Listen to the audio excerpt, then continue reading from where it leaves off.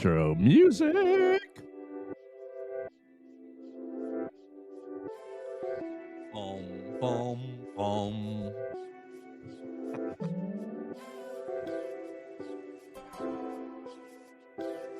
This is The Joe Gaither Show on BamaCentral.com.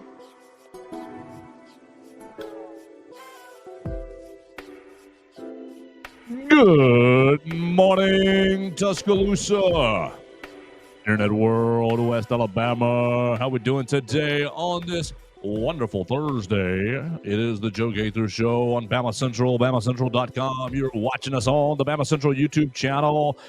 Mason, you all right, brother? You a little crick in your neck? Okay, all right. We're getting going. We're all stretching, getting ready for Thursday. Hope you and yours are having a big old Thursday, culminating with Alabama basketball tonight, 6:09 on the TBS, CBS, TNT, True TV, one of the four networks. We'll find out in just a second. But 6:09, the Crimson Tide play tonight. That's what we are going to focus on today. We got a few football topics as well. We want to invite you guys to jump in and join us on the comment section at Joe Gaither6. You can find us on any social media machine. Leave me a comment, question, query, or complaint right there. You can call or leave us a voicemail at 205-462-7340, extension 800. Our friend Roy left us another voicemail yesterday after the show, so we want to hear what Roy had to say. Responding, we're going a little back and forth with Roy. This is the way the voicemail line should work. You call, leave a voicemail, we respond, and it goes back and forth. I find the voicemail works better because you, the caller, don't have to sit on hold all day, right? You don't have to sit on hold waiting on your turn. You don't have any of us cutting you off. Mason and I won't cut you off. You just get the whole time. I mean, I don't know how long that voicemail may let you talk for 5 minutes.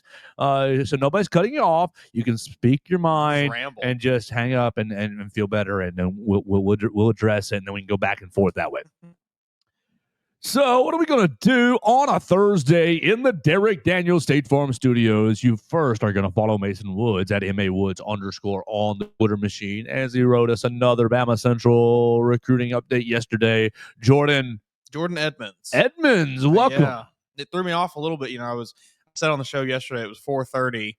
I did not anticipate, I did know, but didn't quite put together. He is in Georgia, so that commitment happened for us, a little, not quite at 3:30. So, I wasn't quite as ready as I had hoped to be, but we did got it up pretty quickly, got the news out there. So, I'm very excited about, the prospect of getting a player like that. I think he, once he gets here, probably will pair very well with a Dijon Lee being two very lengthy cornerbacks. So we will see.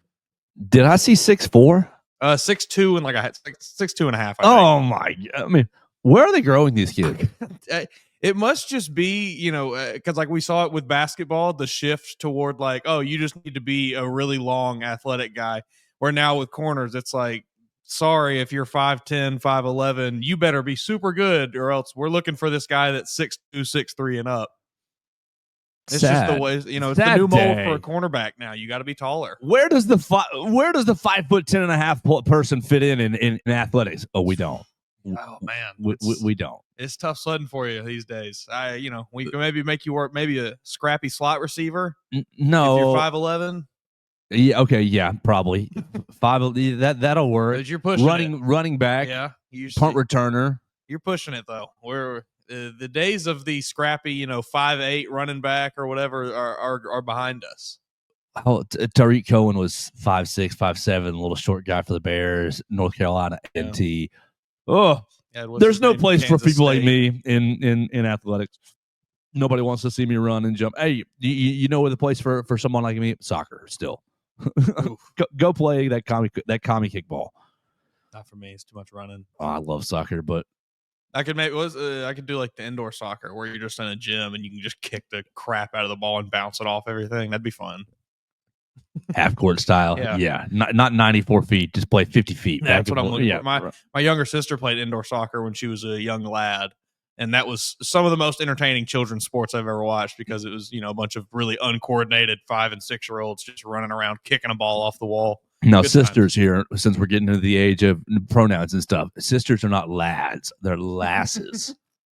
She's a young lass. Well, it was a co-ed sport. No.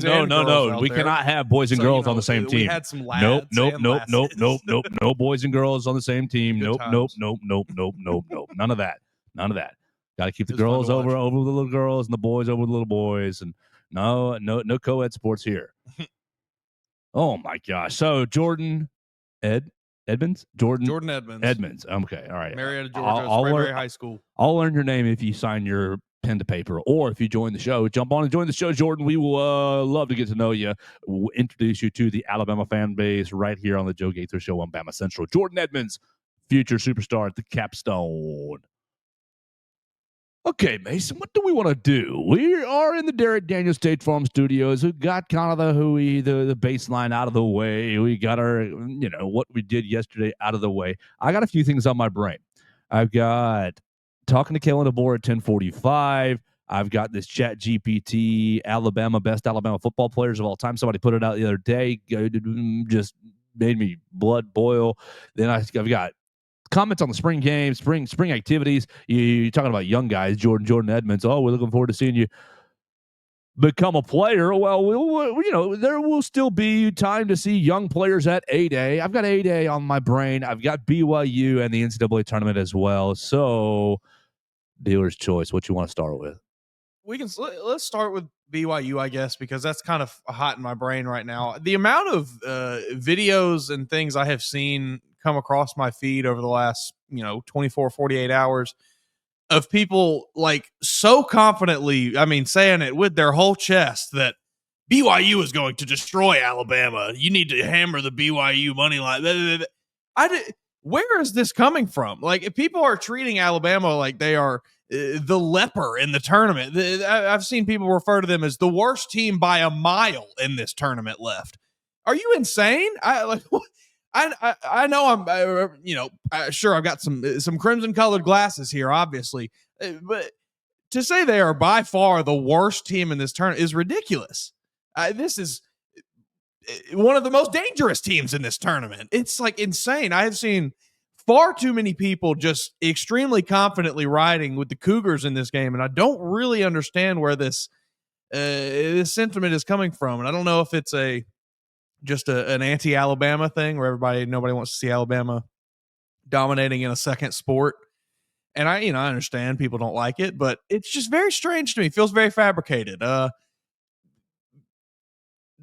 there's a pretty good chance Bama wins this game. They should win this game. This is not like, if we're looking at it just on paper here, Bama should win this basketball game. I don't really understand the other side of this. They're banking on the shooting. They're banking on a hot shooting night for BYU. BYU shooting on the season, and they've been hot the last few games. Where am I? 3 point right there. 3-point attempt. 3-point. Oh well, I've got to break out the calendar or the calculator because not everything is broken down quite right on this page. What's 929? 347, 347, 340. Oh my gosh, you cannot type. 347 divided by 929 for their 3-point attempts on the season. They are shooting as a team 37%. That's pretty good. That's good. Not so good that you can say like this team is going to beat, going to destroy. I don't understand. If you're seeing someone so confidently determined that the BYU is going to win this game and telling you that you should spend your money on that, do not listen to that person. You got two guys shooting over 40%, 166. Let me make sure that's right. Yeah, 43% and 40-something% for Richie Saunders and Trevin Knell, Knell. Nell. LeBaron's going to put Richie Saunders in the pain cave.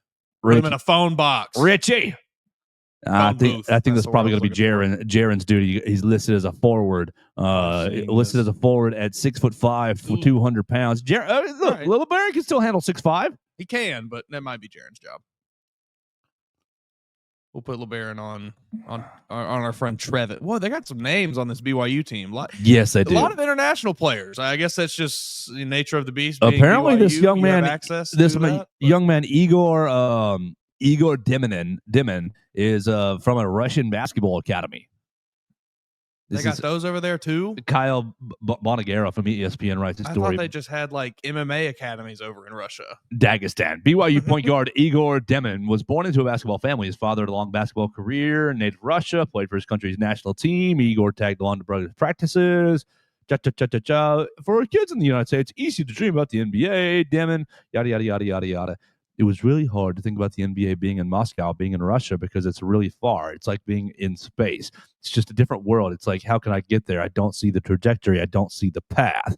So we got ourselves some interesting stories here for BYU. Igor Demin is averaging 10.5 points, almost 4 rebounds, and 5.5 assists per game. Pretty much the primary ball handling guard. What do you think it's like in a Russian youth basketball academy? Hell.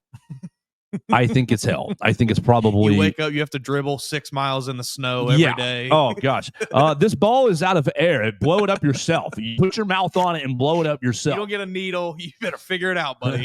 I think it's probably awful. Chain link He's rims. probably tough. Hey. I'm envisioning chain link rims. I'm envisioning, frozen basketball courts. Yeah, we've got plywood backboards, and it's you break it, you fix it. Hey, I bet Igor's a tough player. There probably wasn't any backboard at all, actually. It's probably just the naked rim. That's the best way to do it, That's how you get that's how you become, what is he, almost 30% 3-point shooter. Isn't that handball? There's some sort of sport that's like that. I've seen that. It's strange. You there's not like dribbling. You run and you pass it. You take like 2 steps. You pass it. And they don't guard you when you shoot. Yeah, once you get within a certain... They're like, I can be like 2 feet from you and be like, hey! We talked about right before the show, like sports we could get into is, being unathletic. Sign me up for that one. Yeah, without you jumping in my face, maybe I could maybe I could shoot it. Yeah, maybe I could shoot it into the basket. Oh yeah. So I'm not kidding. Am I stupid? Okay. Am I stupid because I don't feel that concerned tonight? Now I do recognize BYU can beat you. BYU can beat you. Yes, they can. But I don't know. I'm searching my feelings here on Thursday morning, and I'm thinking, fellas, if you just hit the marks, you just 12 or fewer turnovers. Do your job. You attack the basket, run, play good defense, rebound, hit the daggone marks. This should be fine. Yeah, I mean, you have a playbook on how to win games. We've figured it out at this point. You have a method for it. Let's get the ball inside, rebound well, and there you go. Don't turn the ball over. Every good team that this team has played, BYU has played, you struggle with. BYU lost in November 96-85 to Ole Miss in overtime. All right, let's see. Continue here. Lost to Houston, 86-55. Lost to Texas Tech, another Sweet 16 team. I don't care about the TCU loss. I don't care about a Utah loss. Lost to Arizona, another Sweet 16 team, 85-74. Okay, you beat Kansas. Great job. That doesn't matter. You beat Arizona 96-95 on the road. That's a great win on the road. 96-95 in February. Then we win on the road in double overtime against Iowa State, number 10 Iowa State, 88-85, double overtime. Nice win, really solid win. You follow it up at home, beating Iowa State again, 96-92, about a week and a half later. And then your final game of the regular season, you got the doors blown off you at home by Houston, 72-54. The Houston team. The Houston team that this Alabama team has defeated. Mind you, I don't believe that. I know it's true. I know I watched the game. It is hard to think that that was this team. I still I don't believe it. So look, can you lose? Yeah, you can lose tonight. But if you lose, I think you're going to look at yourself and think this is a massive disappointment. You let yourself 5.5 point favorites. I don't really buy any of the chatter about easy path. No, I don't. But I do think this is a game that, if you are who you think you are, which is, we're in the upper echelon of college basketball. If you are who you think you are, you win this game and you get to the Elite Eight. Yep. And you say, roll your dice with Arizona Duke, whatever. Yeah. I think with either of those teams, you're just kind of playing with house money at that point. You're happy to be here. Whatever happens, happens.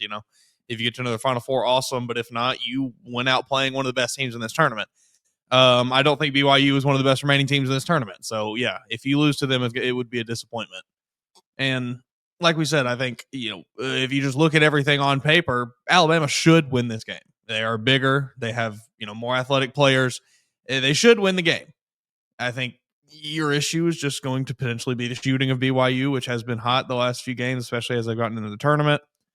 But again, if we get a Darian Reed back, we get some better perimeter defense out there. You can force them inside where you have the size advantage. I feel pretty good about what Cliff and Grant can do down there. They ended up shooting really. VCU shot better than them from 3-point line. I mean, BYU shot 50% from the floor in the first game. VCU shot 41%. But from the 3-point line, VCU 39% to BYU's 35%. Now you get that 7 of 20 for BYU, 15 of 38 for VCU in that matchup. Now you get into the points in the paint. Okay, BYU 38 to 20. I don't really want to compare that VCU game because I don't really think that that's a adequate comparison for Alabama. You go into this Wisconsin game to BYU ends up shooting 35% from the 3, 40 no, that wrong line. BYU shot 46% from the 3-point line against Wisconsin. They shot 49% for the entire game. That's 12 of 26 from deep. That would explain the slightly inflated, BYU is shooting this percentage throughout the NCAA tournament stat I saw when the one game was pretty mundane and then the other game was like a very above average performance. You can't really, I don't know that you can really take that as, okay, this team is going to average right around 40 some odd percent shooting from 3. Yeah, I think that tournament games are to be viewed in a vacuum in a huge way. Oh my gosh, all my clicks are going all over the place. I would not count on BYU to be shooting over 40% from deep in this game. Now, they might, but I would not expect it to be a thing that continues. They probably will fall somewhere in that, 33 to 40 mark. 7 plus 12 is 19. All right, 26 and my numbers. 26 and 20 is 46. Okay, so 19 of 46 for the two games. 19 of 46 is 41%. Really good number. Really good number. Good. I think that Alabama runs them off the 3-point line tonight and says, do you want to go play with Cliff and Grant? Do you want to go play with Cliff, Grant, and Aiden? Sure. I think or do you want to die in the mid range? Do you want that works too? Do you want to just live out there, die in purgatory? Yeah, I think if me and you are able to identify such a weakness with BYU, I imagine Nate Oates and the staff can do that. Can do that as well. Yo, Nate, and they will very likely on the phone, Nate. Go out of their way to be forcing guys off the 3-point line and into uncomfortable shots where they either have to, like you said, get it inside. Or we like the 17-footer, Nate. Let them die in the 12 or 8 to 18 foot or whatever it is. If you kill us from 17 feet, you deserve it. Sure. You deserve it. You win. You're probably going to go play in the NBA. You deserve it. That's fine. And that brings us here. We'll go back to the NCAA tournament and make our picks here in just a second. But we did get another voicemail from Roy in Lake Gunnersville. He just won't let it die with the mid-range jump shot. Roy, Lake Gunnersville here. I'll answer your question directly. You're seeing it from the wrong angle, Messon and Joe. You see, you say, of course, the best teams can hit the mid-range shot. Well, that's exactly my point. If Alabama wants to be the best team, they need to be able to hit the mid-range shot because the best teams hit the mid-range shot. Of course, Joe Schmo can't hit the mid-range shot. Of course, a Sweet 16 team can get there just by shooting the lights out one night. But if you want to go the whole way across the tournament, there's going to be problems. You're going to have a cold night. And you need something you can fall back on, and the best teams have something to fall back on.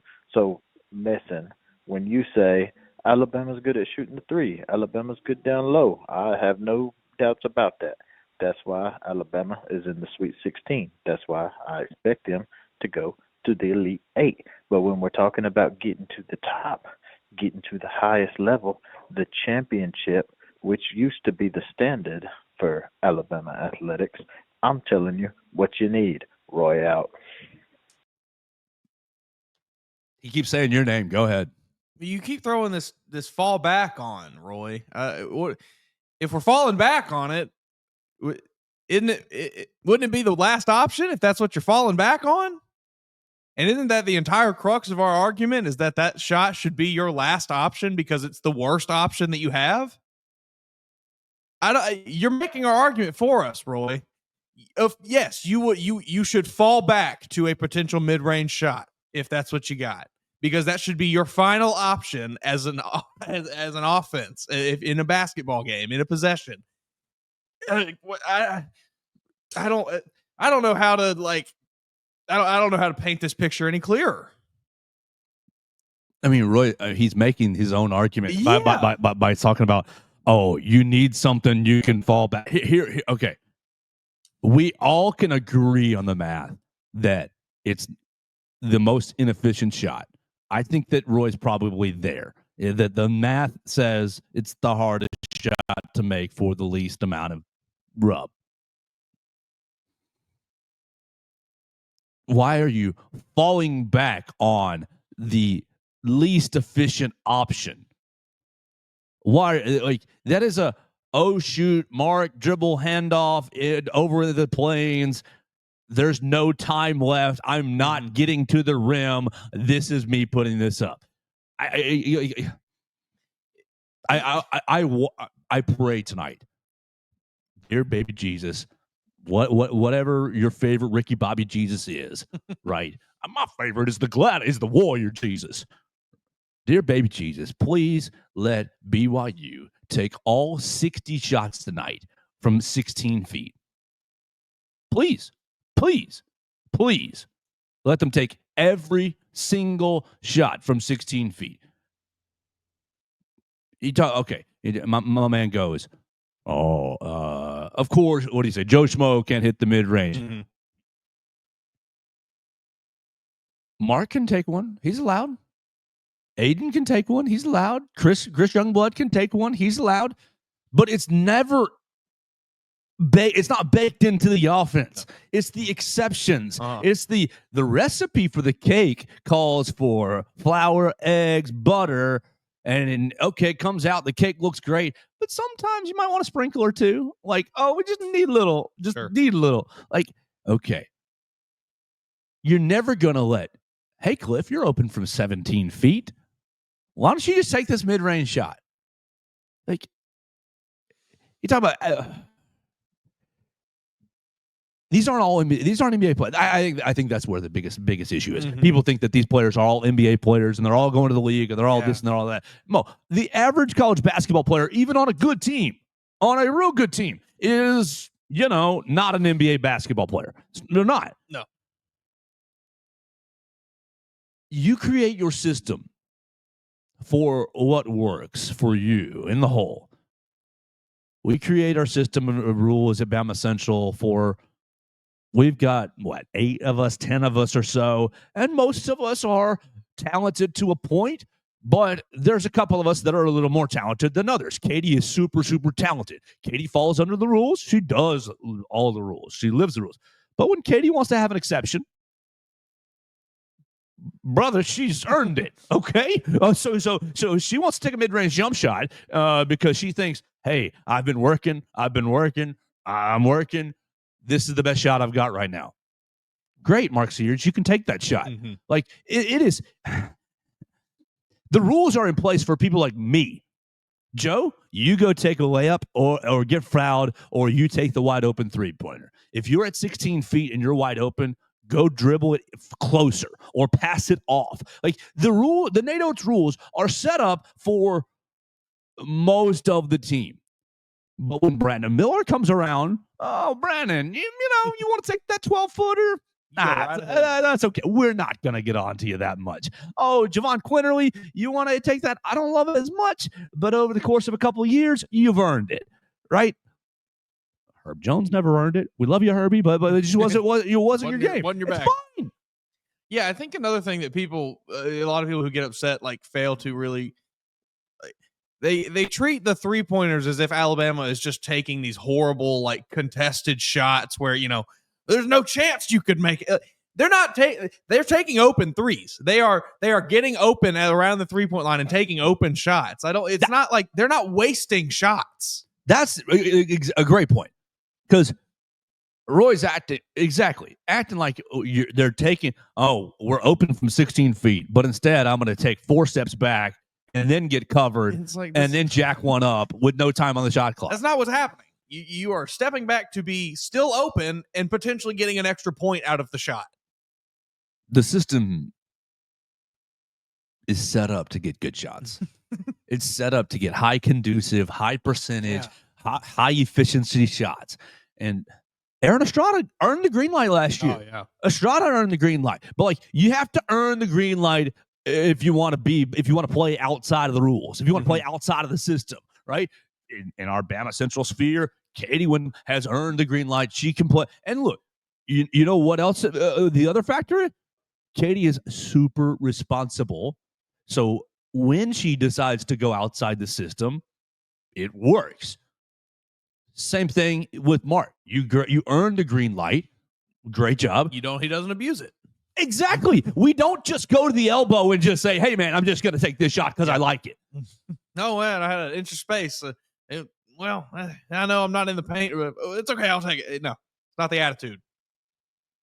The system exists because they're college kids. They're not NBA players. They're not NBA players. They're not grown men. You talk about our biggest gripe with Avery Johnson. I don't want to say my biggest gripe with Avery Johnson. Love you, Avery. Thank you for raising the level of the program on the front side. I will give you that credit and acknowledge that. You raised the level of the program. You raised the profile and enhanced the recruiting landscape in Tuscaloosa. Great. But once that ball went up, brother, from these amateur eyes, you looked like you just sat back and said, go play hard, guys.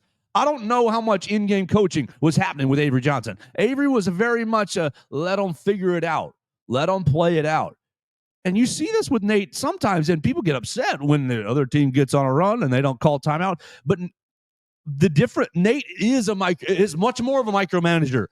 Is that, okay, I'm not an NBA coach. I do have to have hands-on with these guys. There has to be a system in place. Sometimes if they're going crazy, they're letting a run go by. Let's see what they're going to do. Okay, timeout. They're kids. You got to put a system in place for them. Yeah. The NBA is very much a place of, all right, you guys can get out there and figure it out and kind of get a feel for the game and make things work yourselves. College is not the place for that. You mentioned Avery Johnson. That reminded me. I don't even remember this game. The last time Alabama and BYU played in basketball was under Avery Johnson, 2017. Was it a tale of two halves? Alabama did win. Actually, pretty big. 71-59. What's the first half say? Were they down like 40 to 10? Please. Let's see. At the end of the first half, we buckled up. We put our seatbelts on. You were up by 12. Okay, all right. But you did. You said 2017? Yeah, 2017. So this was Dante Baby Hall. Herbie. Yeah, Baby Herb was on the team. You had Colin Sexton, John Petty, Dazon Ingram, Daniel Giddens. Yeah, good game from Petty, 16 points. But, man, I didn't even remember this game happening. I was watching the highlights from it. It was from some in-season tournament kind of deal. I mean, it looked like an AAU game. They were playing in, like, the tiniest little gym. There was, like, 60 people in the bleachers watching. It was crazy. But Alabama, they know how to beat BYU. Have I ever told you my racist days on Ingram story? Oh, my gosh. I'm working in an unnamed restaurant in Tuscaloosa and worked there for a long, long time. And every time Alabama basketball would be on, he would come in. Very prominent person in the community. And every time Dazon Ingram would be on TV, you remember Dazon with the hair, the little I don't know what the right term. It was like almost a mohawk, right? But it was long. It was strange. Not even going to guess the right term because I'll mess it up. And maybe it's not as racist as I feel, but every single time he would come on TV, this person would shout at TV, "Hey, Dazon, take off the hat!" And I'd be like, "Hey, brother, You know he can't hear you through the he's like 3 miles away at the arena. Days on, take off your hat. And it's like I don't think the hair has any effect on his ability to play basketball, my friend. It's like people who used maybe that's me being sensitive, but I thought that was a little gray area. I'm with you. I don't think he said that to he wasn't saying that to Riley Norris, Great basketball player. Riley Norris. Oh yes.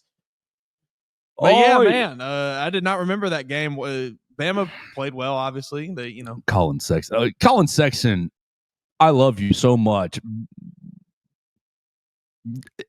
Colin Sexton is the reason I hate Avery Johnson so much, is because that team should have actually done something. That team should have actually gone somewhere, but they were relegated to Colin Sexton going 94 feet in the SEC tournament against A&M or Mississippi State, one of the Maroons, and it lays it in. And I can remember after he goes the length of the court, losing my ever-loving mind because we qualified for the NCAA tournament. Think about that juxtaposition. Crazy. I lost my mind. Couldn't believe it. It's like, here we are, generational player. We're about to waste him. 94 feet layup. Oh, pure elation. We're the 67th team. We're the 68th team. We're the 65th team. Whatever it was. Who'd they play? Was it Virginia Tech or something? Yeah, and then they had to play Villanova in the second round. Right. Oh, great job. You're gonna get the Villanova, the people saying, "Oh, the Villanova AD gave Villanova a good path with Alabama in his bracket." Like, get out! That is the dumbest narrative, and it's the narrative. It's the hindsight is 2020. People, it's the we're not gonna say this when the bracket has come out, but after it starts falling out, it's well, of course everything was screwed. I got into a debate yesterday about St. Mary's and UCLA. St. Mary's and UCLA. Because Alabama got an easy path and Tennessee did not. Look up St. Mary's and UCLA on any bleeping metric that you like. It doesn't matter. I don't care. But what about the 60s and 70s, Joe? Our friend Hunter Johnson, Kareem Abdul-Jabbar ain't walking through that door. Bill Walton ain't walking through that door. Kevin Love, we're right here. Russell Westbrook ain't walking through that door. This is not your daddy's UCLA. Look at any gosh darn metric that you like. You can use the stupid AP poll if you like. St. Mary's ranked, UCLA not ranked. You can use KenPom if you like. They're 4 places apart from each other. You can use net if you like. They're 4 places apart from each other. St. Mary's ahead.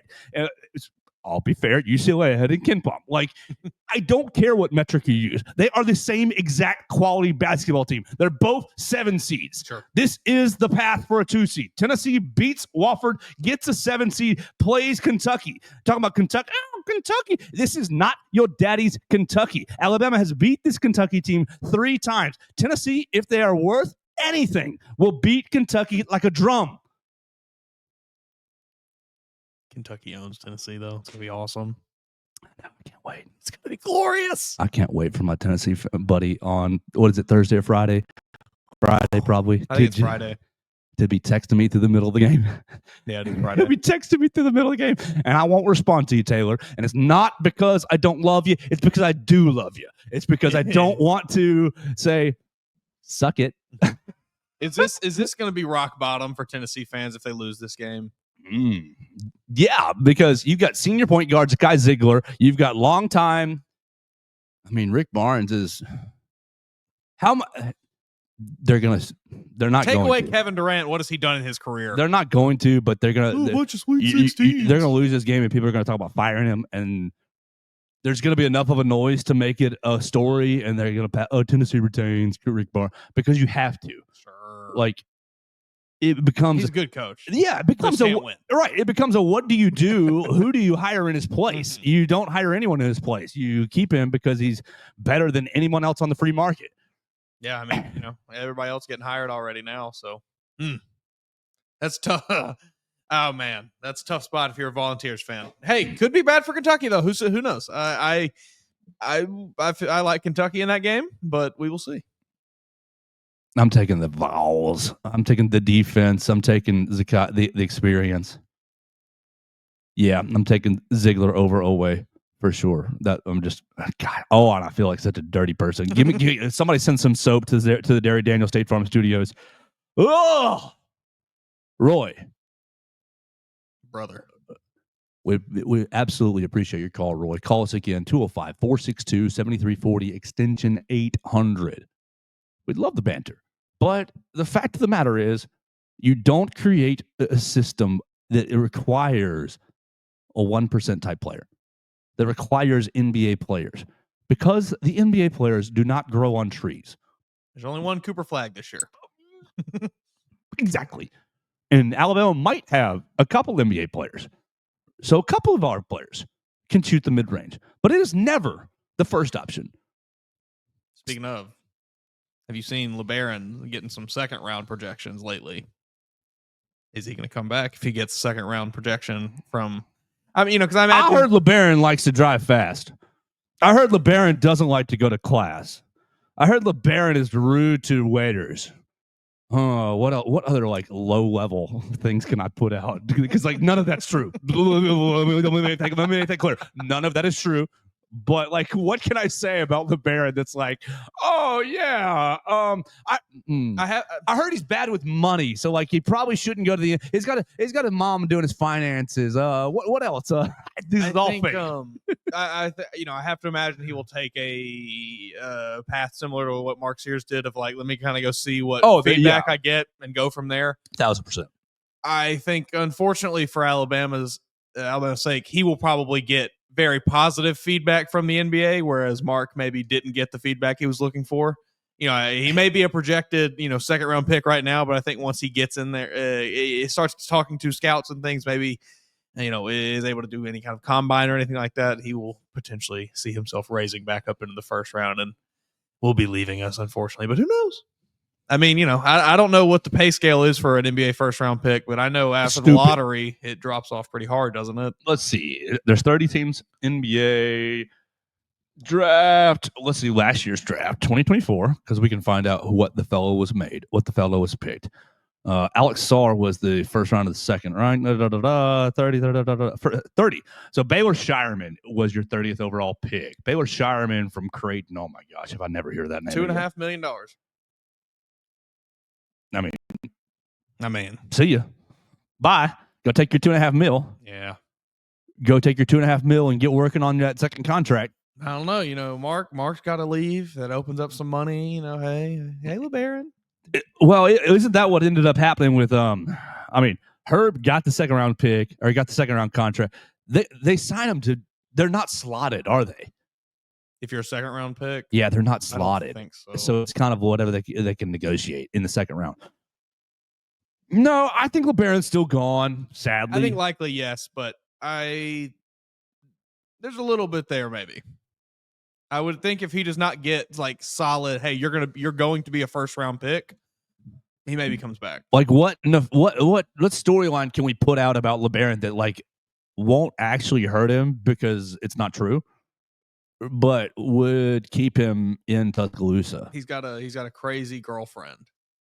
It's nothing about LeBaron, but the people around him, I don't know that a team's going to want that. Okay, you're right. Yep, that's good. That's good. He's got a bad entourage. What if he something like personality-wise that we can think about? LeBaron doesn't like to talk on the phone, right? LeBaron doesn't respond to email. Something. He's a really bad texter. Something weird. It's like Here we go. He uses the Cam Newton text font. Yeah, and that's it. It's like a huge turnoff. I was going to draft you number 1, but all of our text exchanges, I can't read it. And so, buddy, you're off the board. No, I think LeBaron's going to be a great player. I'm really grasping at straws to try to get him to stay, but yeah, he is very likely going to be leaving the Alabama Crimson Tide after the conclusion of this season. So, hey, folks. Let's, soak up what we got here. Dear baby Jesus, please let tonight not be the last night for LeBaron in an Alabama uniform. Please, baby Jesus. Please, baby Jesus. Please, please, please, please, please, please. That would make I will accept the finality of the season, no matter when it comes. But that is the aspect that's the hardest for me. Going to Tuesday. or going to Monday, watching the girls. Watch the man. girls ball, and they handle themselves with dignity, grace. Oh, such grace. Sarah Ashley's press conference after, I saw it this morning. Man, oh man. Talk about just like bleeding for the Crimson Tide right there. Whew. Respect. That was awesome. Yeah, that's the hardest part to me is, of course, the women's season's over and it'll start again, but we'll never see Sarah Ashley Barker in a Crimson Tide uniform again. She goes in that press conference and talks about Carly Weathers. She and Carly Weathers at the end of the first overtime, she's about to go take her 3 free throws. And like, let me tell you, you put Joe in that situation, I am just urinating down my leg. I am just shaking like a leaf on the tree. She instead, Carly, you want to pray real quick? And Carly and she had a little prayer, and basically through that prayer, she says that, we pray to be good with whatever outcome and to lean on the training, and God's got it. And exactly 1, 2, 3, and of course they end up losing anyways. Oh man! But they left it all out there. Yeah, it was awesome. And that's, like you said, that's the hardest part with like college sports, because with professional sports, you get your team, you get the long-term contracts and things, and it's less about the individuals, more about the franchise and everything. But with college sports, it's so much about these players, because you only get to spend such little amount of time with them. You only get 1, 2, 3 years with the best of the best ones, and yeah, it sucks to see them move on. It hurts. Because I love, Herb Jones, like, it's a perfect example. I hated to see Herb go so much, and I know I can still watch him in the NBA, but I don't. I don't sit down and watch the Pelicans on a Wednesday night. Terrible. They suck. They're not any fun to watch. So I miss being able to watch Herb Jones lock up, anybody on the court on a given night. I miss being able to watch John Petty shoot up threes. I miss all these guys when they leave. It's tough. That is the hardest part for sure. All right, so we're live in the Derek Daniel State Farm Studios. We've been having actually a lot of fun today. I think we're in the midst of back-to-back good shows. Woo! Thank you so much, Derek Daniel, for letting us hang out in his studios, in his office. You should come check out his office right here off of McFarland Boulevard. Call him today at 205-758-3391. They're off of McFarland Boulevard right here in Northport. You just go to that McFarland, Laurel and Wallace interchange. Come up Laurel and Wallace a little bit further, past the Tiger Rock to the left. They've got great employees. Red, Reese, and Victoria are super, super nice. Anytime I chat with them, they make me feel like I've been an employee with State Farm forever, even though I'm not. So you can call them. You can be a part of the family at 205-758-3391 for all your home, life, auto insurance needs. I know last week Derek was giving out Girl Scout cookies at the office. I don't know if they're still upstairs or not, but you should come check them out and find out right here off of McFarland Boulevard. Derek Daniel and State Farm, like a good neighbor. Derek Daniel is there. Mason, let's pick these games real quick. There's 4 games tonight. BYU, Alabama, Maryland, Florida, Arizona, Duke, Arkansas, and Texas Tech. Golly, 4 great ones. Yeah. The first and second round were not good. Well, buddy, here is your full course meal. Cinema. Maryland, Florida. You riding Crab 5? I know you like those guys. I do love them. And man, that buzzer beater was awesome, although he may have traveled. I'm not going to get into that, though. I got to go with Florida. I don't think Maryland's going to be able to hang with them. I don't think they have the depth. It literally is the Crab 5 and no one else. Florida has that kind of depth to just, continue to attack you with 10 or 11 guys. So I'm going to ride with Florida in this one. I think that's the easy call. I think the depth will end up wearing you out there, Maryland. But hey, you start hitting some shots, things go your way, Maryland. You could quickly turn yourself into like the Cinderella of the Elite Eight. Because I know you're a 4 seed Cinderella. But come on, nobody's buying Maryland. I think that the people who watch Florida struggle on Sunday, thinking, "Oh, they're frauds," will end up walking away thinking Dan Hurley's a real good coach, and they're not frauds. All right, Arizona, Duke, Jaden, sleeper agent 0111000 roll tide high tide 111040001. Jaden, brother, Jaden Bradley. If you guys have not even kept up, if you've forgotten about Jaden Bradley, he is over on Arizona. Let's see what's he averaging this year. He's doing pretty decent with them. I watched him play the other night. I know Caleb Love is the big star over there. I think he's second scoring. Let's see. Jaden Bradley, as you looked that up, I thought Jaden Bradley was going to be John Wall. Oh, yeah, and I thought I thought he was going to put Kyra Lewis to absolute shit. Be the same kind of player, but like much better, more aggressive, stronger, and a little finish. bit more athletic. Yes. Yeah. Oh, he's averaging 12 points this year. Pretty good. Not bad. Shooting Good job, 30% from three. I don't hate Arizona in this game. I kind of like 9.5 point favorite. I kind of like Arizona. And it's probably just my idiot brain who is like watching storylines with the Caleb Love facing off against Duke again. He knows how to beat them. They beat him earlier. I don't know. Something about me just wants to ride with the Wildcats here, and I'm going to, even though I think it's probably dumb. But I'm taking Arizona. No, they didn't. They lost. Arizona lost to Duke. Oh, they did? 69-55. And beating them. 69-55 in November in Tucson, Arizona. Right there at the McHale Memorial Center. So that looks like a home game, a true home game that Arizona got. That Either Arizona way, lost. I'm still riding with the Cats. All right, you do that. I will take Cooper Flag shamefully. I really just hate taking the front runners because I always want to be like, I'll be different. Is this Duke team like? Do you hate them? No. Like you hated Duke teams of past? Because I don't. No, because we don't know them. They're all children. And it's John Shire. He doesn't bother me at all. He's like he's a glass of water as a head coach, like a slice of white bread. It's just the most boring human ever. Coach K, like he made you hate him by having this like holier than thou attitude. I'm going to go talk to the opposing students and tell them that they need to respect themselves more than they did. I don't know. I don't get any of that with John Shire. Yeah, Duke did the funniest thing. They had the chance to hire the same coach on two different sides of a coin. They could have hired J.J. Redick or John Shire, the same exact player at Duke, the same exact sharpshooter, almost the same careers. I don't think that. Yeah, J.J. never won a title. I think J.J.'s deepest run went to the Elite Eight. But John Shire's just nice and JJ's not. Yeah. And obviously, JJ's with the Lakers. I don't think they had the chance to hire him, but it's just like funny to me, the juxtaposition, the exact same type player. It feels like two roads diverge in a wood moment. Yes. Alternate timeline, JJ Redick leads this Duke team to a national title, and they return to the most hated team in America. JJ's cussing in the media out in L.A., and people like rake him over the coals for it. And John Shire's like, we're just trying to be respectful of the Duke brand. He just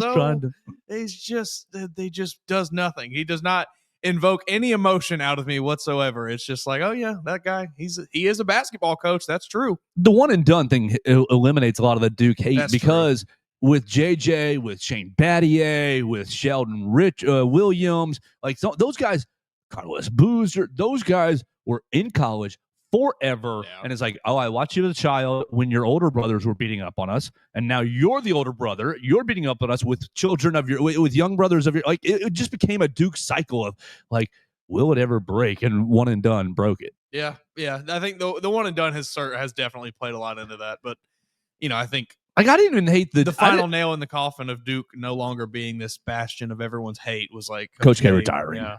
I didn't hate the Jabari Parker teams. What was it, 2011? I couldn't stand them. Like, but I didn't care. I They're all was children. liking North Carolina anyway. Me so, too. That was probably why I hated them. Is the colors. Tar Heel blue, baby. Oh, man. Can't deny it. The best color scheme in sports. Bathe me in Tar Heel blue. Yeah. Bury me in Tar Heel blue, please. All right, so last one, Arkansas, Texas Tech. Are we taking Cinderella? Man. Cinderella, the Hogs. Can we call the Hogs on the program real quick? I'm extremely impressed. That was good. I didn't want to do it right in the mic. I hope that picked up okay. I'm not in your ear. Extremely impressed with what Calipari has done. But I got to ride with Texas Tech. I think the defense. I think the story, defense. The buck stops here. Yeah, Texas Tech is just like they're just good. A roadblock. Yeah. Texas Tech is just like Oh gosh, what do you put in the middle of the road? It just like stops everything. A roadblock. What's a different word for it? What's a better Texas, word it's for like a it? herd of cattle. I guess they're not the Longhorns though. They are the Red Raiders. Guns up. It's a pack of cowboys. I mean, they're lucky they're in Texas. If they were not in Texas, how much longer would the Texas Tech Red Raiders guns up guns up the celebration signia hand signal? Yeah, are there players allowed to like do that when they score touchdowns? Or, because they've completely Firearms. You can't do violence. You saw yesterday the NFL outlawed the the sniffing your finger or whatever thing. Is that so? Like, not a gangster here. Is that just, hey, we're snuffing the life out of you? We're sniffing because like I read that and I read it was like a violent signal. There's a violent hand signal, and it's like, well, I've wiped my nose on this program today, and I wasn't trying to be violent towards the listener or the viewer. Sorry. This is from r/49ers. It says it's something about harming people. Right. I'm not sure like what the correlation is. It's a street term for harming someone. Wipe someone's nose. Hang on.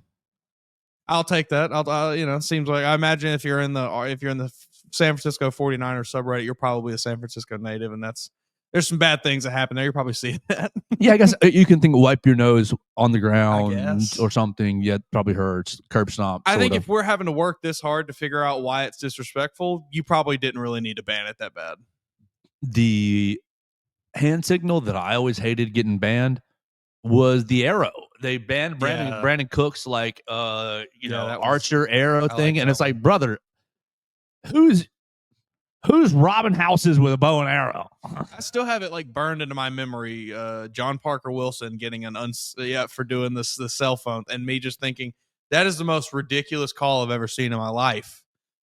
But whatever.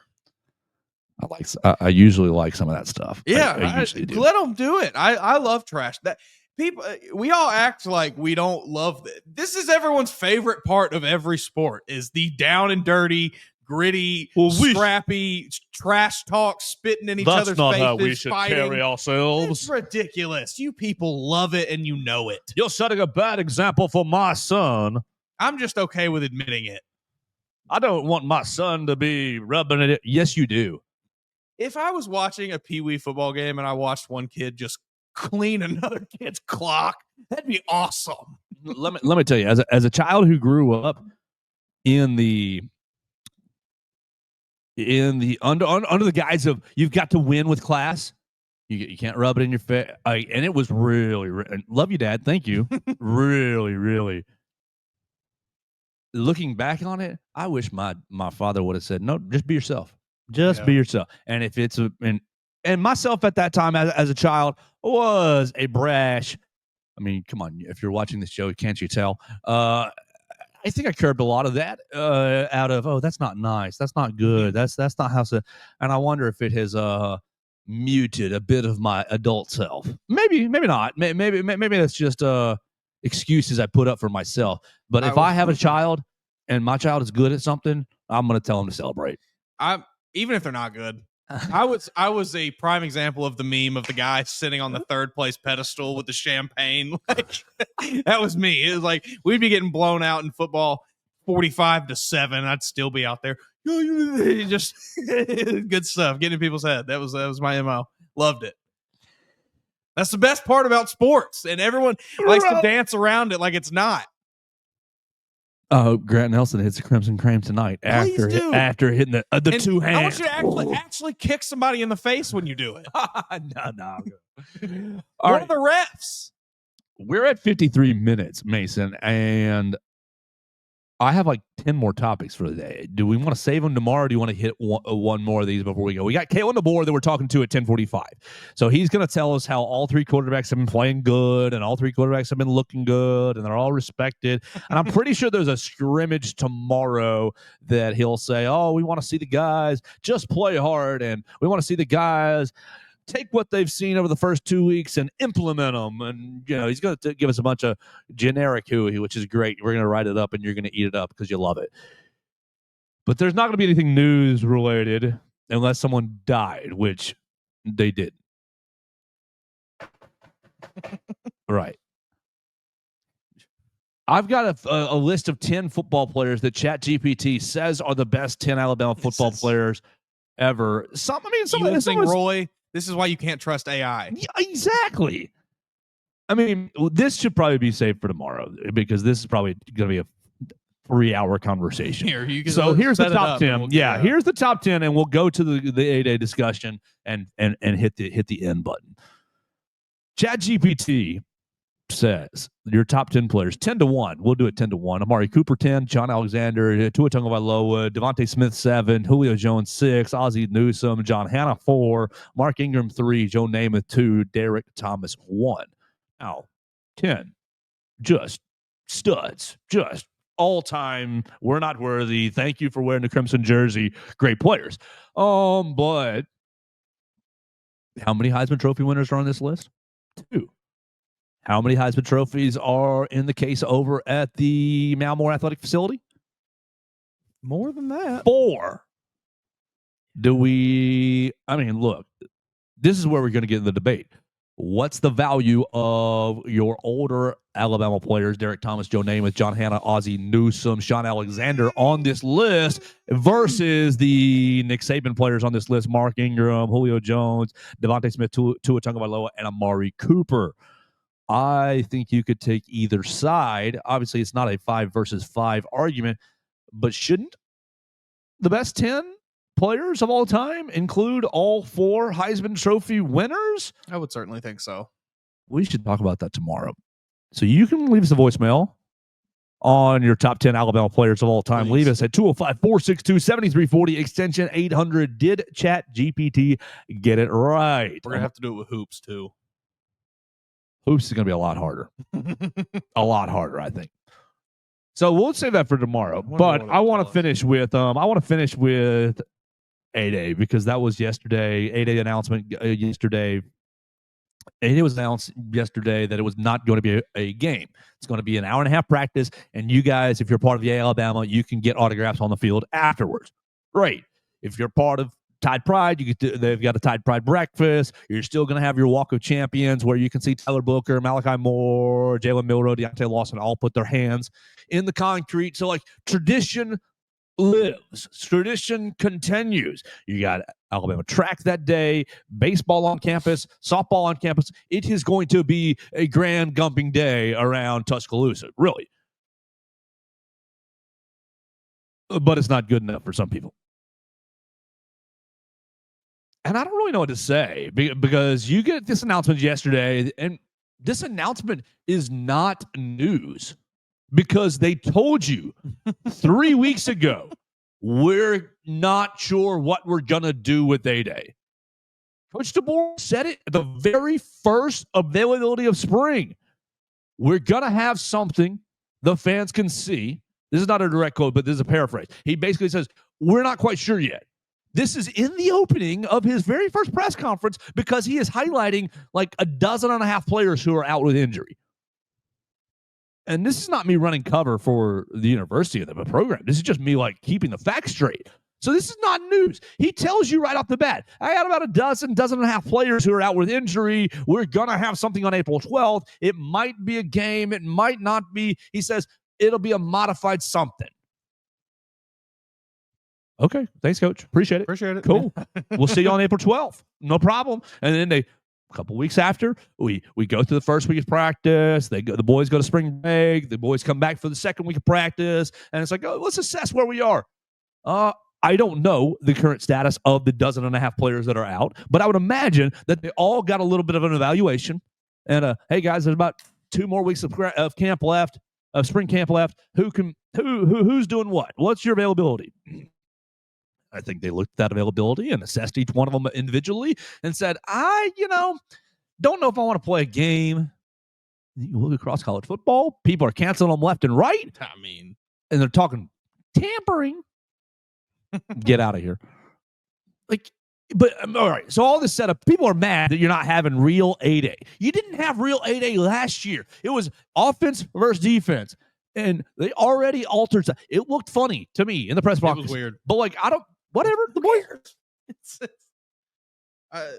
The argument that I'm seeing, the most prevalent argument is stupid. But the most prevalent argument for having 8A is it's the only time these walk-ons will get to play in Bryant-Denny Stadium. It's the only time these fifth stringers will get to wear the Alabama A on TV. Boo-hoo. If you wanted to play, you should have gone somewhere that wanted you to play. I don't feel bad for you because you said, oh, you know what? I'll accept this position where I will never see the field. You made that choice. People, we don't have this kind of sympathy for any other player. We don't have this kind of sympathy for when Jimmy Joe enters the transfer portal because he made a bad decision. No, but we want to try to cater to Tommy from Northport because, well, he tried real hard. He's a local kid and he's been there for years. This is ridiculous. If the kid wants to play, go somewhere that wants you to play. We're not going to cater to you and give you this fabricated game on TV, ESPN Plus. It's just such a stupid argument. It's a stupid argument because it requires you to suspend your suspension of belief, to be stupid. It requires you to be intellectually dishonest. This is not a game. Golly. It's never been a game. It never will be a game unless you bring in someone that wears a different uniform. Yeah, you have to play an opposing team. It is not a game. And here's the deal. If you're upset about this, guess what? Billy Walk-On will get more reps in this hour-and-a-half practice in front of fans than he would have gotten if you were running an actual game. Yep. Billy Walk-On is going to get his 5 catches down the sideline during the drills, right? And everything's going to be scripted and manufactured. Everybody's going to get orange slices afterwards, and you're going to get your autograph, and everything's going to be A-okay. Yep. It's insane.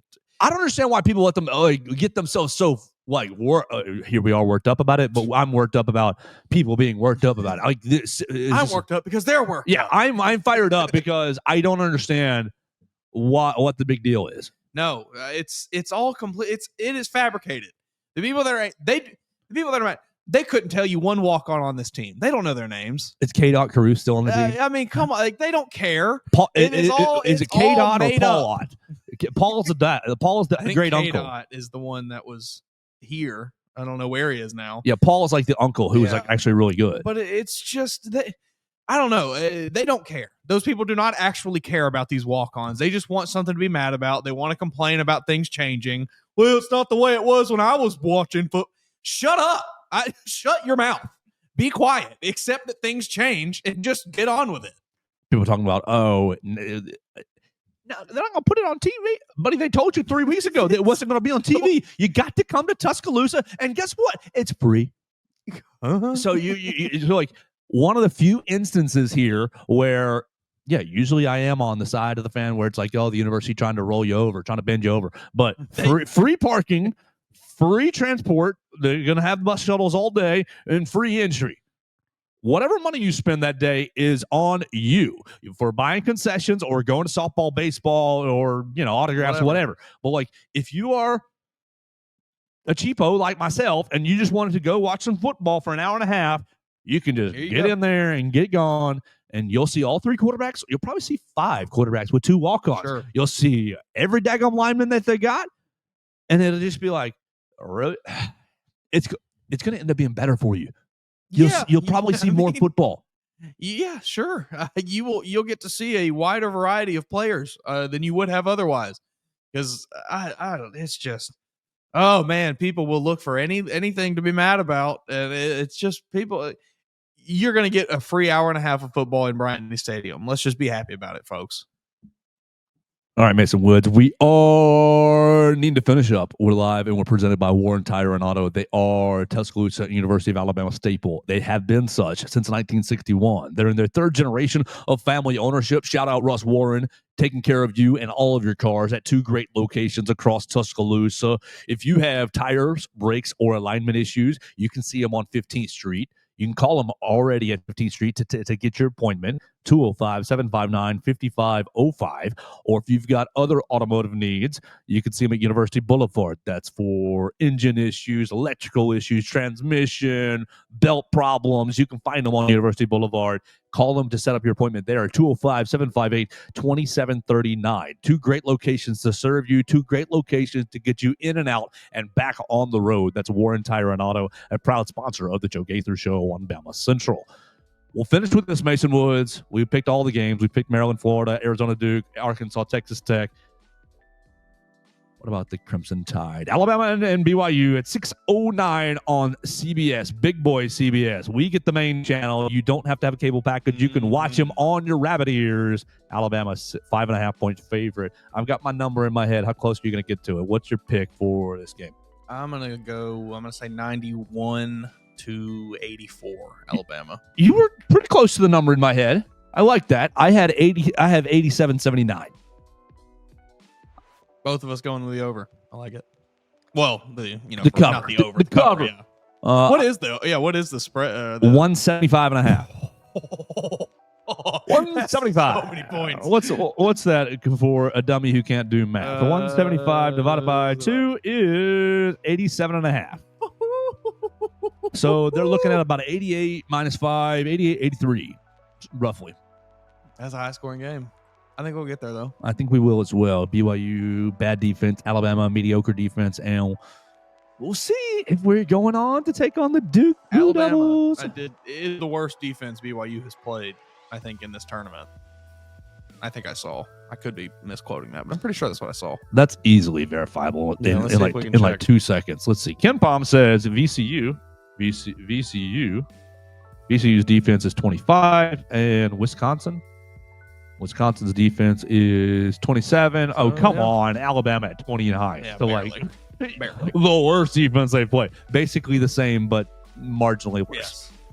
We'll get out of here for the day. We will be back tomorrow in the Derek Daniel State Farm Studios to talk about Alabama win, losing, or drawing, to debate the ChatGPT question with you. Call the voicemail line 205-462-7340, extension 800. React to the game tonight. For sure, react to the game tonight on the voicemail line. And we'll talk to you tomorrow right here on the Joe Gaither Show on Bama Central and BamaCentral.com. Thanks for joining us on today's edition of the Joe Gaither Show on Bama Central. Keep up with Joe on all his social media pages at Joe Gaither6. Subscribe, rate, and review the show on Spotify and Apple Podcasts, and be sure to read us daily at BamaCentral.com.